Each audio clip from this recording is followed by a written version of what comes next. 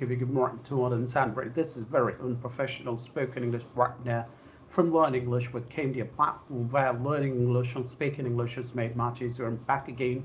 I'm live again. As far as today's live session is concerned, this live session is devoted for reading stories from books written by well-renowned authors. So the book right now I have in my hand was written by Sudhamurthy, and the name of the book is How I Taught My Grandmother to Read and Other Stories.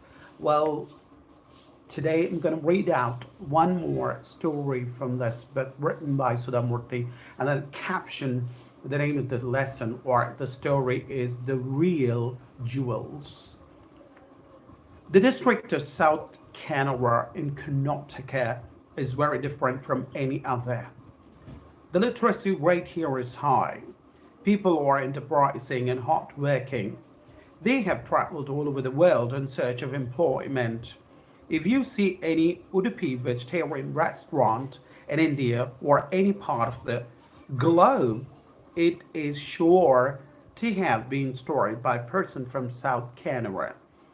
The Infosys Foundation has a project called a library for every school. We donate books mainly to government school libraries so that children have easy access to a variety of books.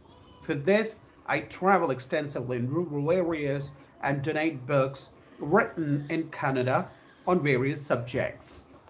All the traveling has helped me to understand what children want to read in different places. During my travels, I frequently stay in the houses of people I meet as often there are no hotels in the small towns and villages I visit. Most of the time, I stay with the family of a teacher from the school I'm visiting. Sometimes I stay with people I had never met earlier. In India, a guest is always treated with a lot of love, affection, and respect. An old Sanskrit saying is Atiti Devo Bhava, meaning God comes in the form of a guest. I have felt this to be true, so true, especially during my stay in villages. The poorest of the poor have treated me with so much love and affection. They have given me the best hospitality possible without knowing who I am or expecting anything in return. In 1998, I went to a village in South Canara for a school function. It was the rainy season, and the small village was on the coast of the Arabian Sea. It was pouring, and there were no hotels in the village. The school teacher was a bachelor and lived in a rented room. He told me, Madam, the chairman of the school is a fine gentleman. He has asked me to tell you that you could stay tonight with his family. You cannot travel today because of the rain. Even the bridge has gone underwater. I did not have much option. I felt a little uncomfortable staying with someone I had never even met. By the time the chairman, Mr. Aitapa, came with an umbrella to call me, he had been caught up in some important work and not been able to attend the function. His house was huge. It was functional without much decoration. There was a big granary room and a storage place for coconuts and vegetables. It had red oxide flooring and was like many traditional houses of South Canada, where there was an inside courtyard. Water had to be drawn from a well at the side of the kitchen. Hi. Hello, Mr. Tejas. Mr. Tejas, thank you very much for joining my live session. Really appreciate you joining me. Ashish.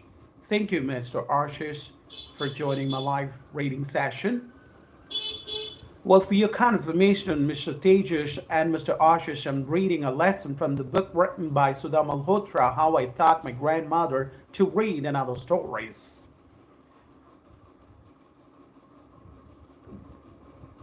Water had to be drawn from a well at the side of the kitchen.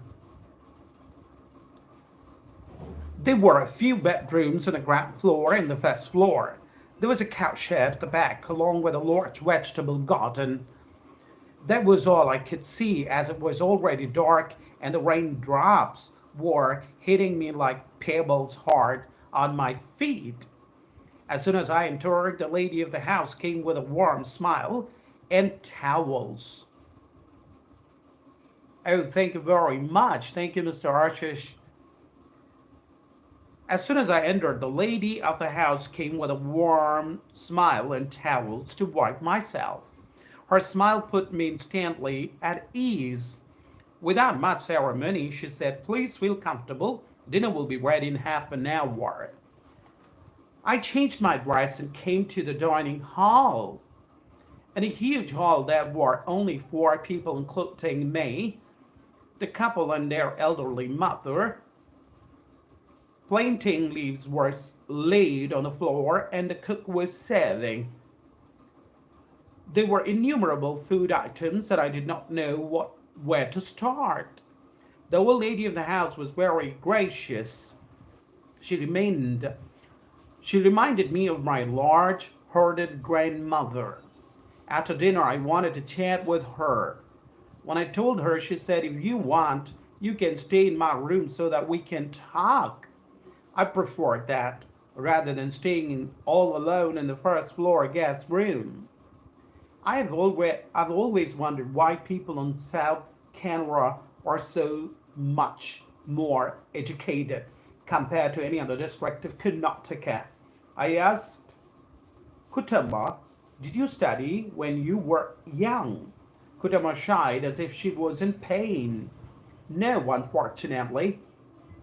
I did not go to school. When I was young, we were extremely poor, and I was a coolie in the garden of a school teacher. I always felt education is essential. If you can read and write, you can secure a better job. In my case, it was not possible. So I was determined that my only son, Aitapa, should study as much as he could and would work hard for that. My husband also felt the same way.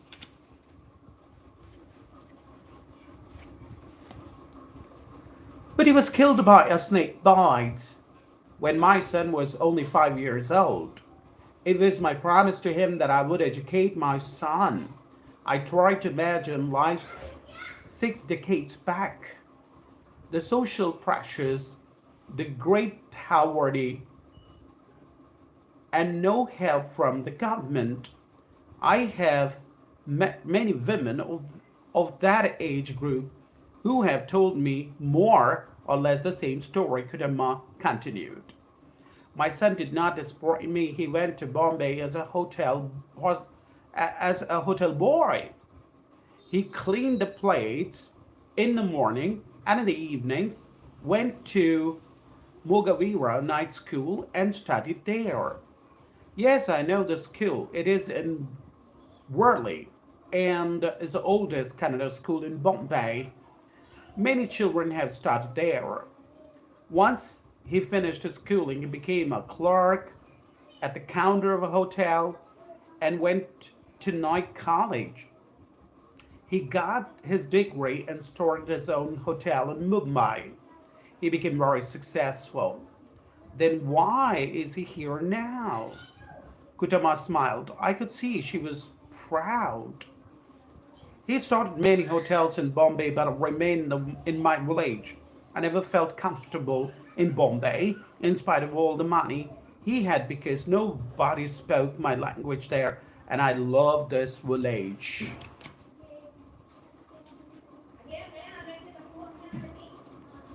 Yes, I know there's a saying in Sanskrit.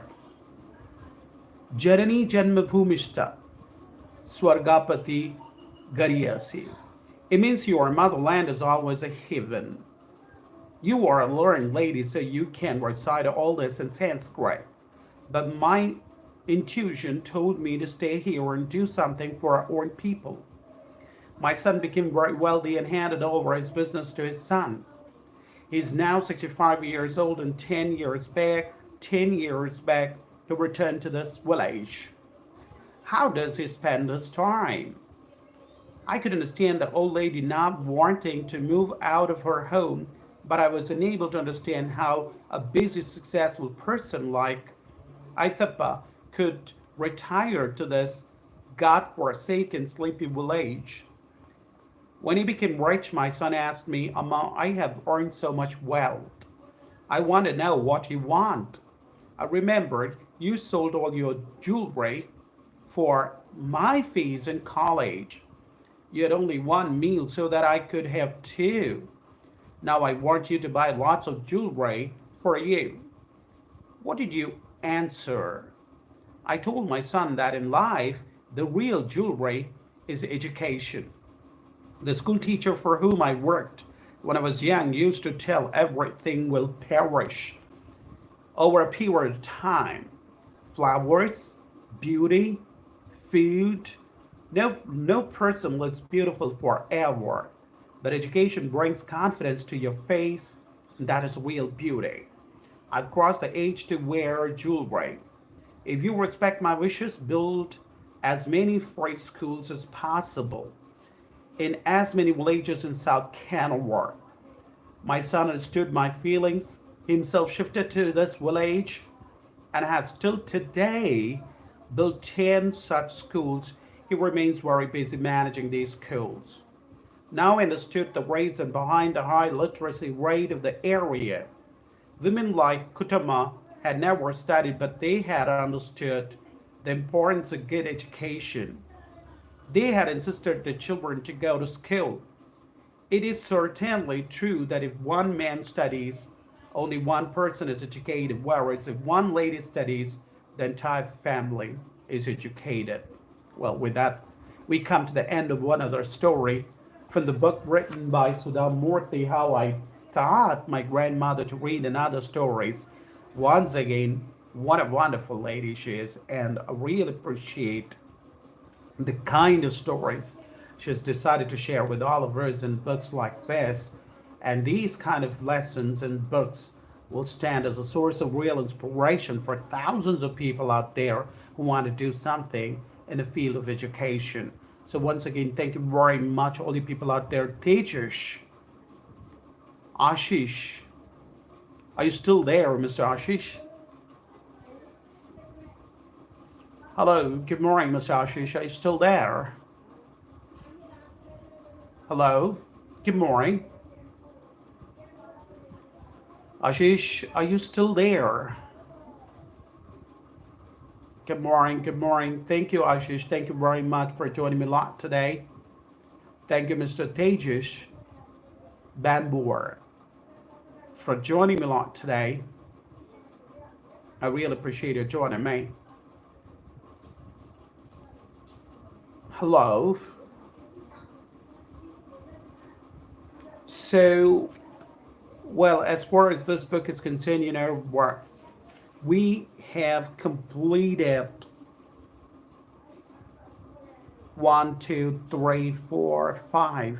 6 stories so far. And we have 1, 2, 3, 4, 5, 6, 7, 8, 9, 10, 11, 12, 13, 14, 15, 16, 17, 18 lessons or stories more to go. So 18 plus 6, we have somewhere around 24 stories in this book written by Sudha Murthy, How I Taught My Grandmother to Read, and other stories. Well, as a matter of fact, each and every story and each and every single lesson, has a lot of things to teach you. And I'm real very happy that I could find this book to read and make it, work easier for others. Thank you very much. Ashish, are you still there? Please respond to my question, Mr. Ashish, if you are still there.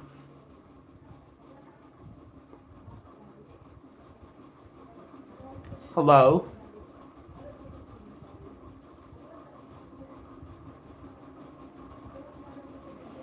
Okay, with that, it's time for me to call it a day in today's long session. Thank you very much, but with a promise that I'll come back again with one more story. Thank you.